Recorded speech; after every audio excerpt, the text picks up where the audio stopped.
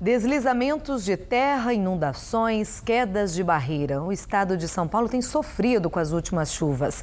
Nossa região também. 6 pessoas morreram nas tragédias em São Sebastião e São José dos Campos. Trabalho intenso para a Defesa Civil. Como funcionam os alertas de perigo e qual a hora exata para deixar um lugar prestes a ser atingido por um desmoronamento? É o que a gente vai mostrar agora na entrevista da semana. Nas últimas semanas, vários locais ficaram alagados, houve deslizamento de terra e pelo menos 6 pessoas morreram. Em São José dos Campos, são 16 áreas de risco e aqui em Taubaté, 17. Quem conversa comigo sobre este assunto e também fala sobre as ações que estão sendo tomadas para minimizar os efeitos desses fenômenos naturais é o coordenador regional da Defesa Civil do Estado de São Paulo, capitão Rinaldo de Araújo Monteiro. Boa noite, capitão. Seja muito bem-vindo ao Band Cidade. Desde já agradeço a sua participação aqui conosco.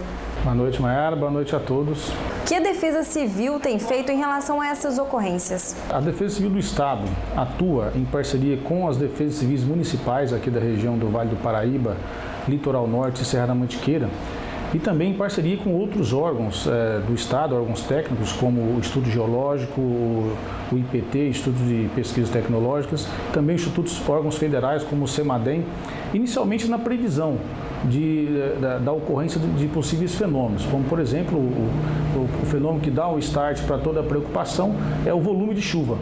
Então nós fazemos, desde 1º de dezembro, a Defesa Civil do Estado estabelece aqui em todo o Estado de São Paulo, em algumas áreas específicas do Estado de São Paulo, o Plano Preventivo de Defesa Civil, PPDC.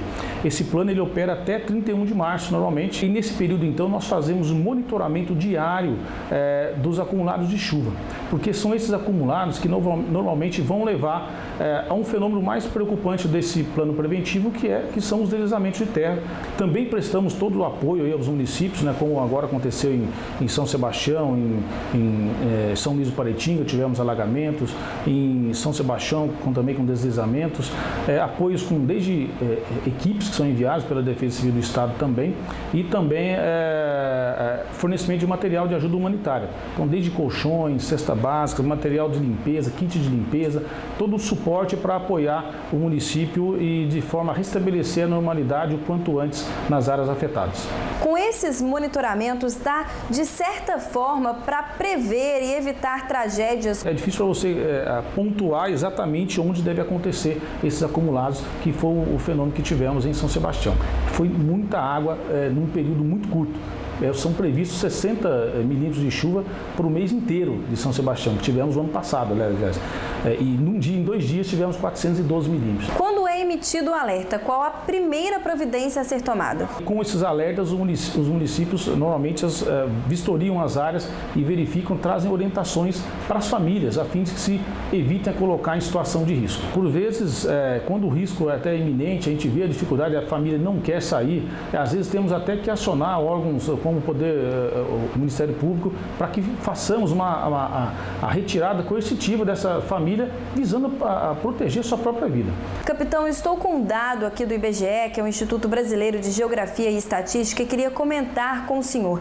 Entre 2008 e 2013, mais de 40% dos municípios brasileiros sofreram com algum tipo de desastre natural. Nesse mesmo período, quase 1,5 milhão de pessoas ficaram desabrigadas ou desalojadas só por causa de enchentes. Ou seja, todo ano a gente vê esse tipo de fenômeno acontecendo. Tem alguma forma de evitar isso? Por que isso sempre acontece e volta a se repetir?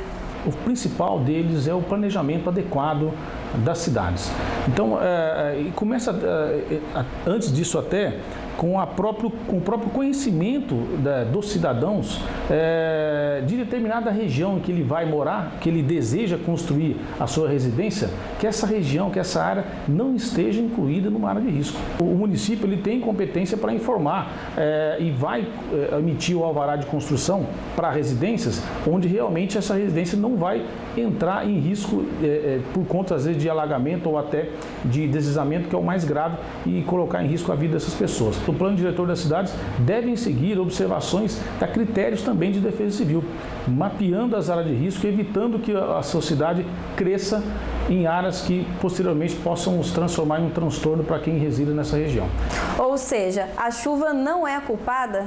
A chuva é a que menos tem culpa, né, dos problemas, dos transtornos aí que nós enfrentamos. Na verdade, nós mesmos, né, são os homens aí os responsáveis pelas dificuldades que enfrentamos. O Escritório Regional da Defesa Civil no Vale do Paraíba tem como função coordenar e monitorar as informações entre município e estado. Na prática, como que funciona esse trabalho? Nós coordenamos aqui desde os depósitos regionais, que nós temos depósitos já para facilitar a entrega o quanto antes, né, de material de ajuda humanitária, por exemplo, os municípios. Além do coordenador regional, nós temos coordenadores adjuntos que também nos apoiam, né, também atuam junto à Defesa Civil do Estado para apoiar também os municípios. Então nós fazemos ali um papel para informar, facilitar a vida, né, o trânsito de informações, de materiais e de meios, o que o município, a Defesa Civil Municipal precisa junto à Defesa Civil do Estado. Em caso de deslizamento de terra ou de início de enchente, o que as pessoas devem fazer? Como é que elas podem proceder para evitar algo pior? Observe o que está acontecendo no entorno da sua casa, da sua residência. Desde rachaduras, trincas, degraus que podem ser formados, né, não só às vezes pelo terreno, mas também no próprio concreto, um piso de entrada da casa que rebaixa, significa que está tendo uma movimentação de massa nessa residência. Inclinações de muros, de postes, de árvores, tudo isso indica que está havendo movimentação de massa. E às vezes até barulhos.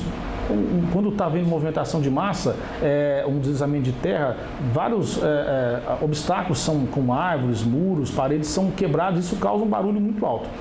Nesse momento, o cidadão tem que deixar o seu local. Ouviu qualquer barulho, já está observando movimentação de massa, deixe imediatamente esse local.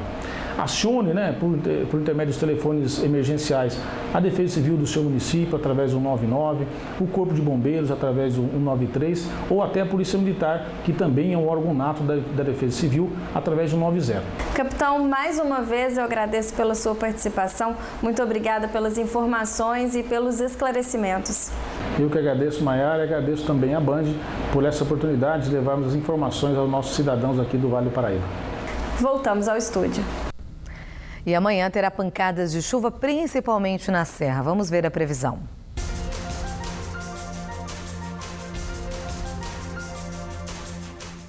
Na Serra da Mantiqueira, Monteiro Lobato e Campos do Jordão registram mínima de 13 e máxima de 26 graus. No Vale do Paraíba, Paraibuna e Arapeí chegam a 30 graus. Pindamonhangaba e Cachoeira Paulista marcam 31. O domingo será de calor mais forte no litoral norte. Ilhabela e Caraguatatuba atingem 34 graus. Nebulosidade variável em Caçapava, com períodos de sol intercalados com nuvens. O domingo será de 28 graus. A temperatura aumenta no decorrer da próxima semana. Já em Ubatuba, a chuva perde força e o calor também. A máxima vai cair entre hoje e amanhã, de 34 para 30 graus. A seguir, as notícias do esporte e, claro, as atrações da nossa agenda cultural. Não saia daí, o Band Cidade volta já, 7h10 agora.